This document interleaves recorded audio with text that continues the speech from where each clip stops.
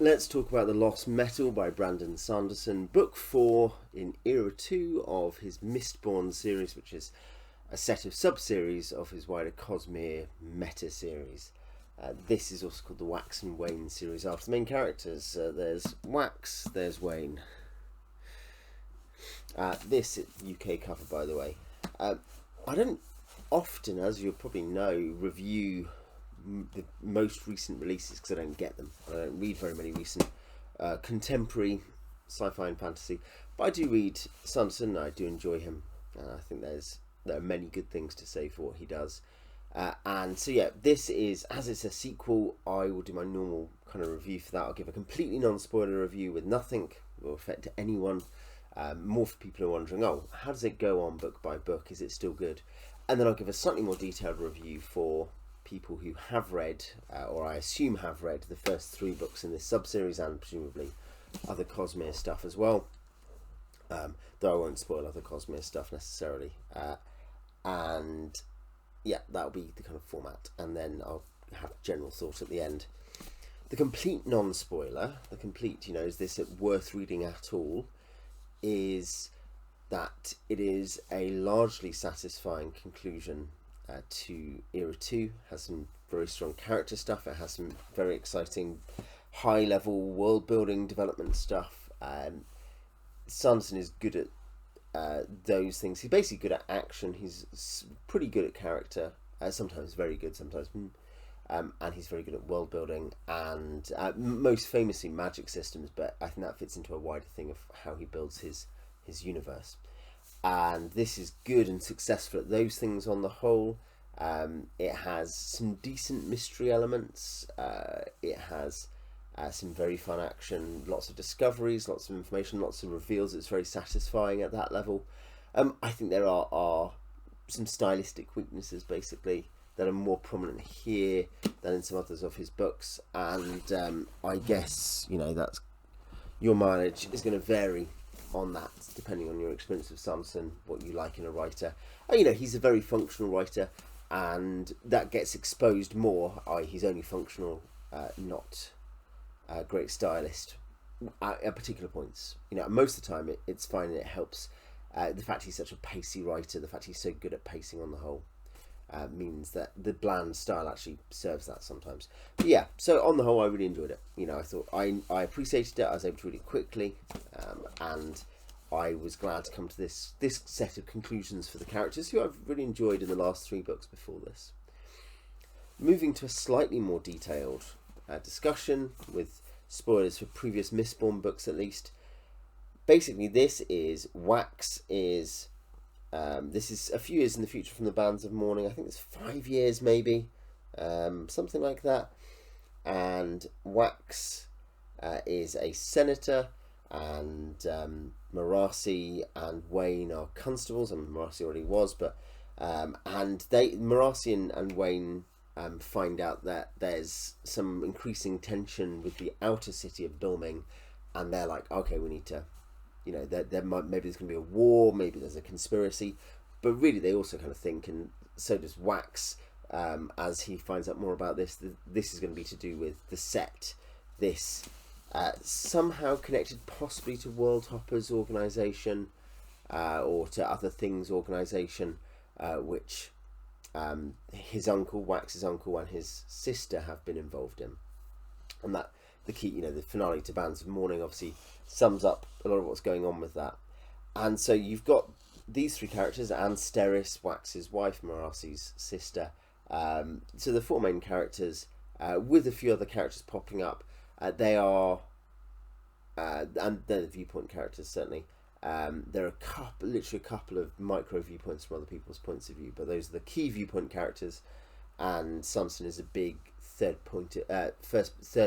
limited third person. So it's from one character's perspective, but it's not in first person. It's this is what Wax thought.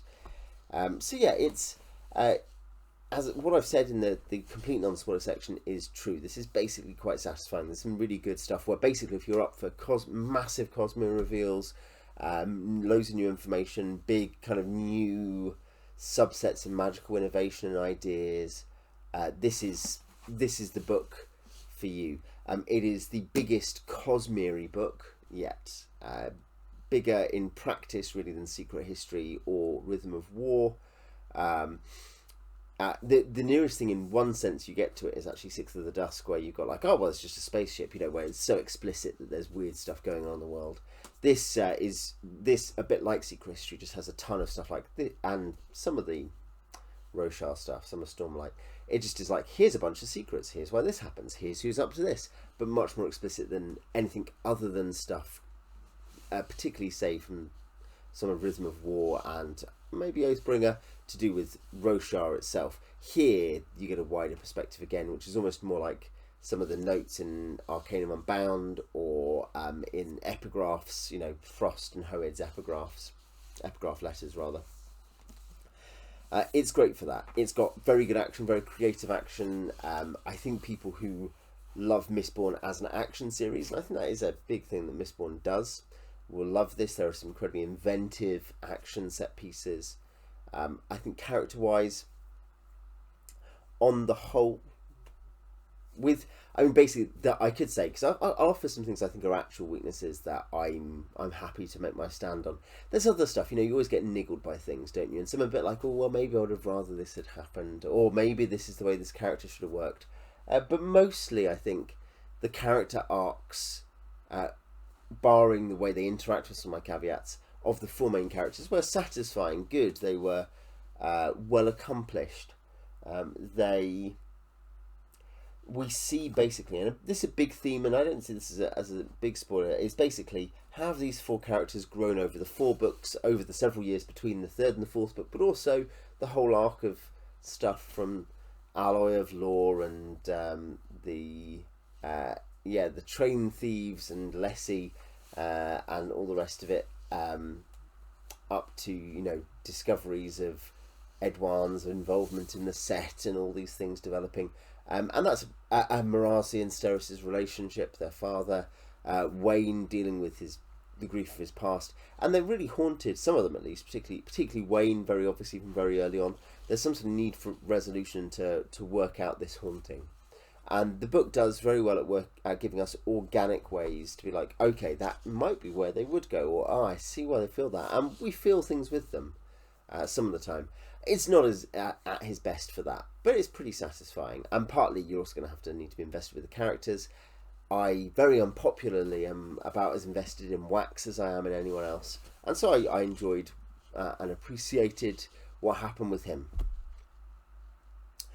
The things that aren't just niggles but are caveats on the success, and there are some, hopefully I can explain them in a way that makes them make sense, because and some of it hopefully you'll know if it'll be a problem for you or not, because some of it I suspect you'll be like, oh, I don't really care, that's fine, isn't it? Not much I can do to change your taste. But say I mentioned his bland style. When I say there are tension points, here are the tension points, the most obvious tension points. When he's talking, his style, I think there are two tension points and one sort of just thing that I didn't like, and it's big enough that I noticed it a lot of times, and I think it's something which is different here to some of the other books, different maybe in Wax and Wayne in general. So one of the problems in terms of points of tension is to do with when he wants to talk essentially in terms of real philosophy of life or real political theory. I don't mean politics in the world, which is generally pretty good. I mean like, oh yeah, this is how societies develop. That's one thing, and I'll explain why in a second. The other thing is humour. He is not a funny writer. He sometimes writes funny scenes. He has funny characters, but he's not a humour writer.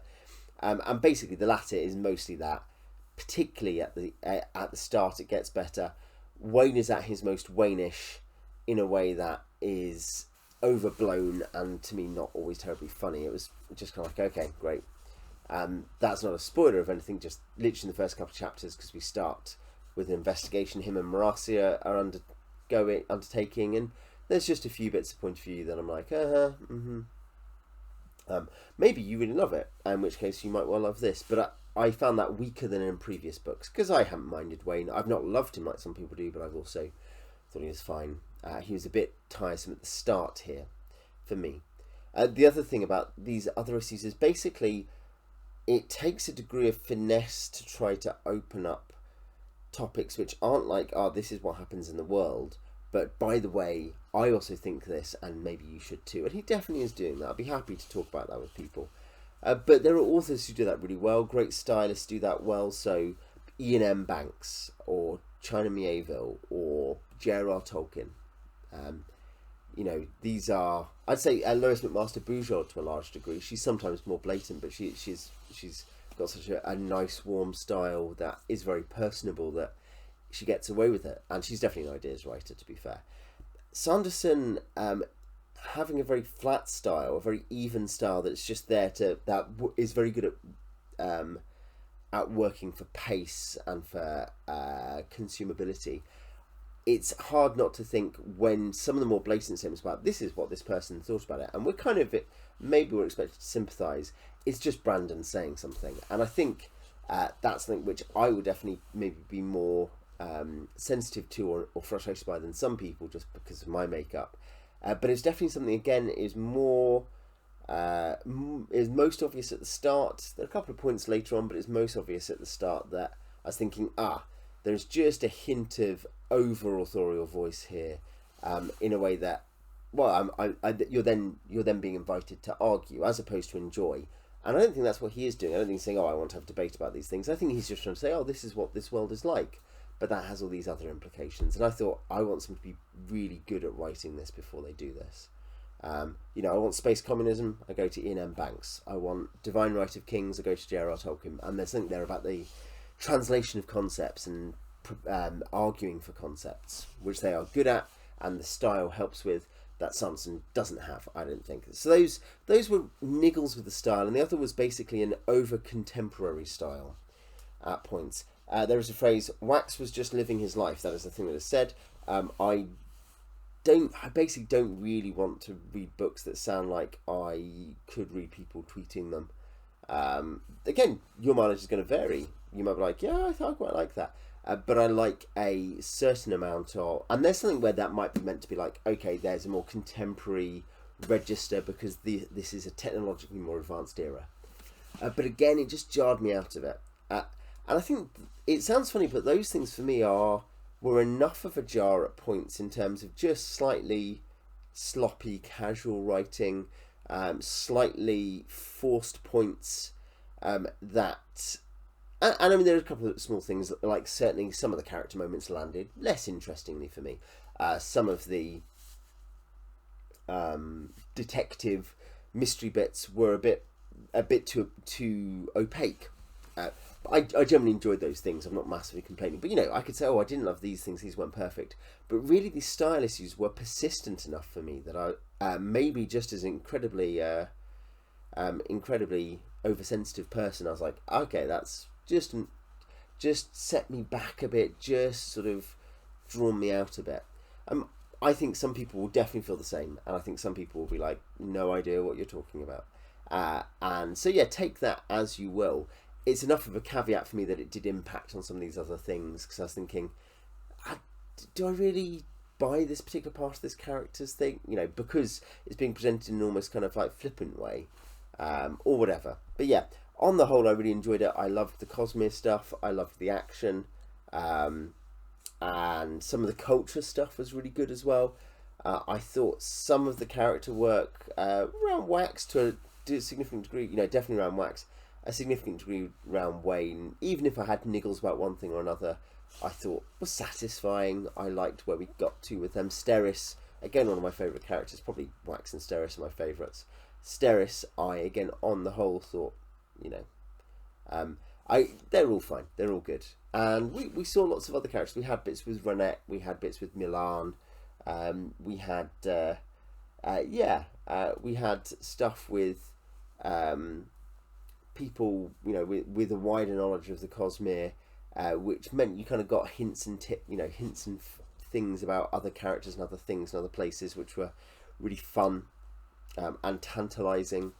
And you can see where we could end up with, though Stormlight Archive 5, I guess, maybe before this, am I right in thinking relatively?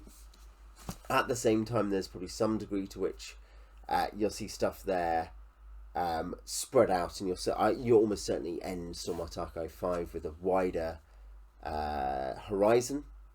And I think it points us towards anything that's happening in the future on a number of worlds. New worlds that are mentioned here that haven't been mentioned before, older worlds from other books. Well, at least they may come up. Certainly a couple of those planets that we already know about, seem relevant, and have been hinted as such in, I think, Secret History and elsewhere. So yeah, it left me satisfied. It left me just occasionally frustrated, and it left me looking forward to more stuff. It's not an all-time great novel, but then how many are?